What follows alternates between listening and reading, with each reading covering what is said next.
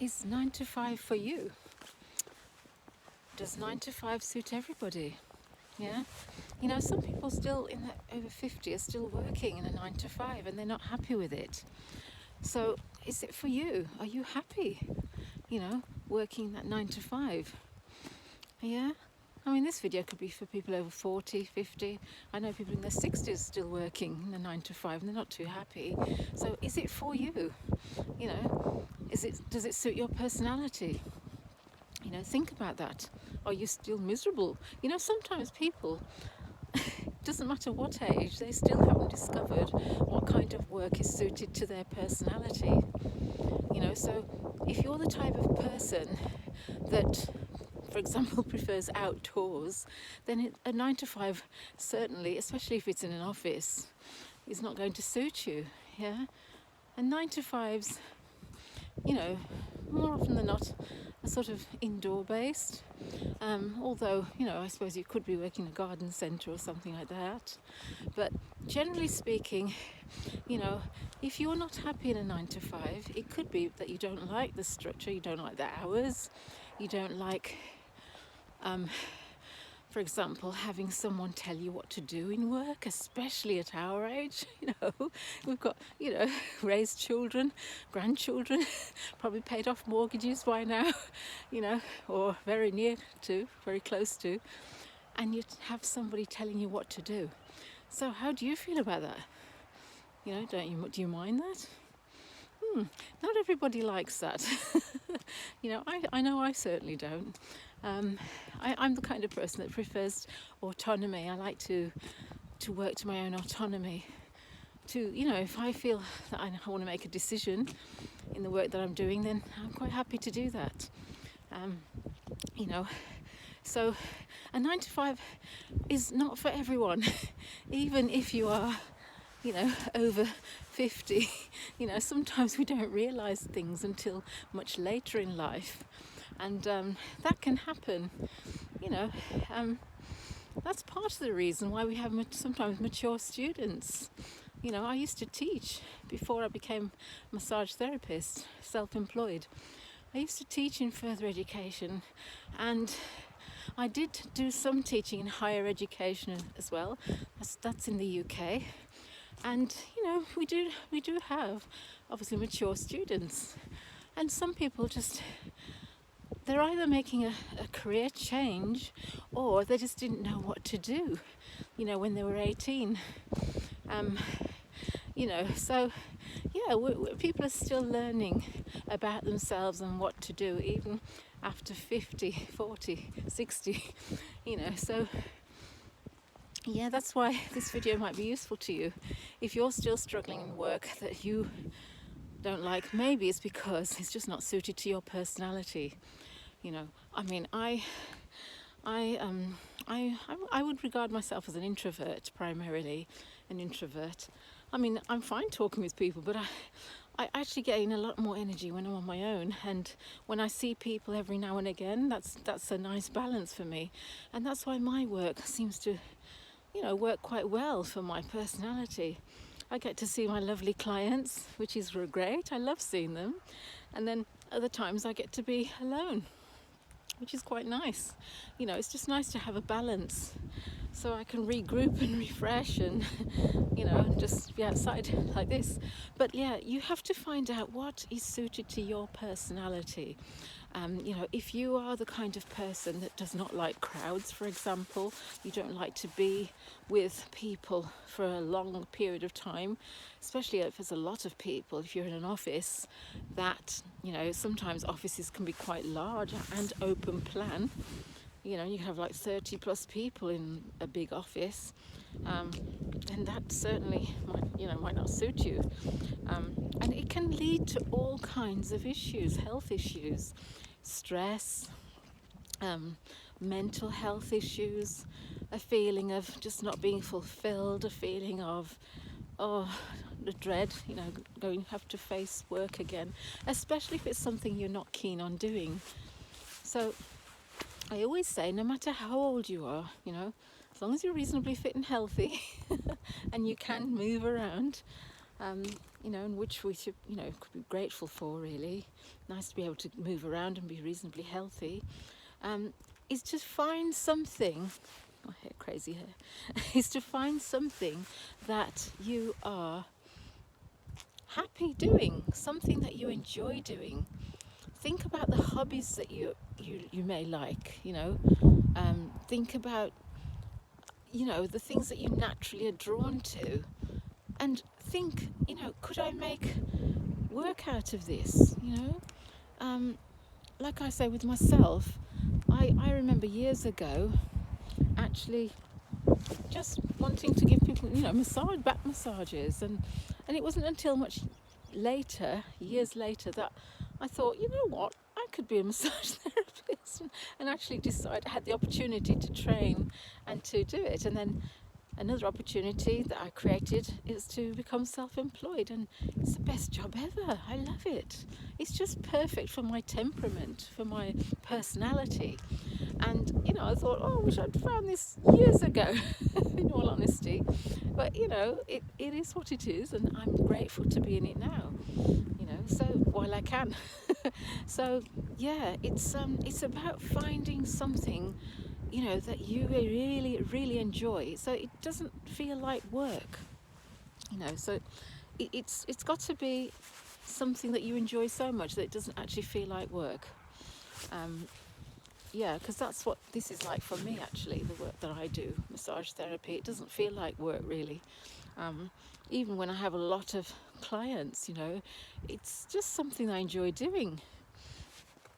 So, yeah, it's just good to, if you can look back, and if you can remember anything, work-wise, whether it's cooking, whether it's sewing, whether it's gardening, whether it's, it could be woodwork, carpentry, it could be building, it could be flying a drone, it could be, is there anything that you really enjoy doing? There must be something that you enjoy doing. If you have a really good, hard think about it, think carefully about your interests. What were your hobbies? What are your hobbies? Yeah, very important to sit down and take time out to evaluate what your interests actually are. It's never too late to try and do that.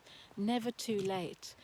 Like I said, I started my massage therapy work well over my 50s. I went to train with other 18-year-olds, 18, 19, 20-year-olds, there were some 30-year-olds in there. But yeah, I was in my 50s when I went to train, and I loved it. Fantastic. In fact, the tutor actually said it was one of the best groups she's taught. And I think it's because of the influence of, I humbly say, a mature student myself. There were a couple of other mature students in the group as well. So it was just a lovely experience, and because I was doing something that I really wanted to do. So, it's never too late. Don't let it stop you. If you feel that you need a change and it's really making you ill, because being in the wrong type of work can make people ill. I do see it in my work now as a massage therapist. People, are sometimes very stressed out by the kind of work that they do. And sometimes it's because that particular work doesn't suit their particular personality, their character traits, and so it can be a strain on the body system, on the nervous system. So, and of course, over time, that is going to lead to stress and illnesses which play out in the body, and in the mind, which, like you say, can lead to depression, anxiety. And I really believe that's why we're seeing a lot of those issues these days, is because people are probably in the wrong type of work for their personality. So it's very important, even if you're over 50, and you think, well, it's too late. No. Try to get to know who you are as a person, what your interests are, what your strengths are, what your weaknesses are. It's very important for your health's sake, for happiness' sake, in fact for everybody's sake, because you will be miserable if you're in the wrong kind of work. and you want to be happy in your work, it should feel natural to you. It should just feel like a natural part of your life, and an extension of your life. It shouldn't feel, oh, I've got this build up again to go. I mean, sure, we do get those days even when it's something you enjoy, but they are fewer and far between. It's not going to be every day. Oh, I've got to face gossipy Gail, in the office, or, I don't know, some other alliteration name for somebody, but you get the drift, you get the idea. Sometimes we want to be nice, but if we're going against what is in our personality to do, that can be hard, it can be quite tough. It can be quite very difficult, actually. And so I always say, young people as well, but certainly it's never too late if you're over 50 to get to know who you are as a person is probably one of the most important things you'll ever do in life. Get to know who you are. That's so important, because we can go through life with information overload. Too much information about this, information about that, but we do not know who we are. Incredible. And so we're bouncing around life. Oh no, that doesn't fit me, because we don't know who we are. We're not sure, we can't zoom into something that fits with our personality, because we don't know what would fit, because we don't know our personality. We don't know really who we are and what our strengths and weaknesses are and what our skills are. So, it could be a good starting point to get a journal, make a note in your journal of all the interests that you have. Make a note of all the interests that you have. Make a note of your strengths, your weaknesses, things that you've learned from the past, mistakes. Think about the type of jobs that you've had that you weren't happy in, because maybe you've been changing jobs quite frequently because you weren't happy. It didn't suit your personality. And that does happen, if it's causing you too much stress. So think about all the types of work that you've had. Think about how did you feel when you did this particular job? How did you feel when you did that particular job? Why did you feel that way? And really have a good think. And then think about the things that you have enjoyed, in that particular job or any particular job. Just think about the things that you've enjoyed, things that you really didn't like. And we're not saying all this to say that you'll never be unhappy in work again, because there are times, that we're human, we're going to have these emotions up and down, but I'm not really talking about that, because that is just part of being human. I'm talking about the bigger picture of, the work that you dread going into. Like I say, I have heard cases of, there was a woman actually that she was in her work for 8 years, and she was so ill. She had to leave because she became so ill. The work made her ill. She hated it. She was in customer services and getting all this aggression constantly, 7-8 hours a day, and it took its toll. Now she suffers anxiety. She's afraid to leave the house. So, chances of working again outside are a little bit slim. However, she could do a YouTube channel if she's comfortable. But the point is, it's taken such a toll on her health, and it can do that because we have to take care of ourselves. It's very important. It's part of self-care, actually, finding the right work for your personality and for your character traits. It really is. It's fine. It's about self-care, ultimately, really and truthfully. And once you can care for yourself, then you can care for other people. Because if you're not in a good state yourself, mentally, it's going to be very difficult to to take care of anybody else really properly. So I mean, to be honest, since I've been doing my massage therapy, I just feel it's almost there's a at one-ment with the work that I do, because it's an extension of who I am as a person. You know, it's a lovely balance, because I enjoy talking with my clients with the consultation. I enjoy that, but I also enjoy the quietness, you know, during the massage. I enjoy the fact that I don't have to speak if I don't need to. And I kind of like that balance, you know. Just as I like doing YouTube. I mean, I come on here when I want to speak. And of course I have my in-between times when I'm doing things that are quiet, you know, like I'm doing my bookkeeping, or I'm doing my research or housework, whatever it is I'm doing. But yeah, it's just finding the balance. And that's why YouTube is another nice thing to do, because you can do it when you want to, basically. I'm saying that you should be consistent, but you can choose what part of the day that you film yourself on camera. You know, if you don't feel well in the morning or up to it in the morning, you can do it in the afternoon if you want, you know. If you've got good lighting, you can do it in the evening, film in the evening. So you have autonomy with YouTube. And so that's just one area I think is important. I think that most people over 50, 60 would like some degree of autonomy, you know, having all that life experience. So this is why I'm saying that if you're not happy in the work that you're doing, while you're working in that work, do some research and find out who you are as a person if you don't know already. And if you do know, find out more, because there's always more to find out, isn't there?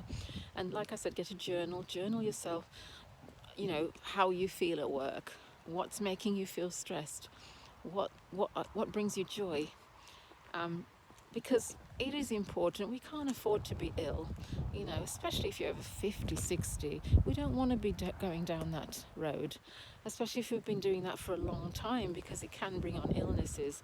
So please just get a journal. Yeah, especially if you're not feeling great going to your work. And you can turn your life around gradually by doing your research, finding out who you are. You know, while you're working, you can be seeking to make some changes. But, you know, hang on to the work if you need the money. Hang on to that work. But at least you'll be rested in the idea that you are also, you know, doing your research and finding out what else you can do to replace it eventually. I mean, you know, it might be a gradual thing for you, especially if we've all got bills to pay, you know, so you might have to hang on to it for a little bit. But, you know, at least you've got a hope that there is possibility of change. I did it. I changed, you know, like I said, in my 50s, you know, so you know, I mean, I think I've always been one of those people, because I went to university in my 30s, so I've always been one of those people that took me a little while to try and figure myself out, really. So, you know, I know that if that's the way I can be, I know there are other people that like that, and I have met other people like that as well. Sometimes it just takes some people a little bit longer to find out who they are. And I do know, you know, there could be a sense of shame about that as well. You know, oh, I'm not going to college with all those 20-year-olds. But, you know, it's not like that at all. It was a very pleasant experience. You know, I just got on with the people in the group, you know, the girls in the group. They looked to me, you know, as a more mature person, you know, for some of the answers and things, you know. But it was wonderful. It was lovely. I enjoyed the experience. And don't let fear stop you. You know, that's another thing. Don't let fear stop you. Don't be afraid. You know, I mean, we're not here for long. We're not here for long. So don't let fear hold you back. Don't be afraid. Don't be afraid that you're going to be judged. Don't be afraid of anything like that, because this is why we have the YouTube community, right? If you are going through those sort of feelings, stick by on this channel, because I'm here to encourage you, yeah, as your YouTube friend. Yeah, think of me as your YouTube friend. I'm here to encourage. I really want to encourage people, especially if they're feeling a little fearful or lack confidence, to go out and do the things that, you know, would make their life better.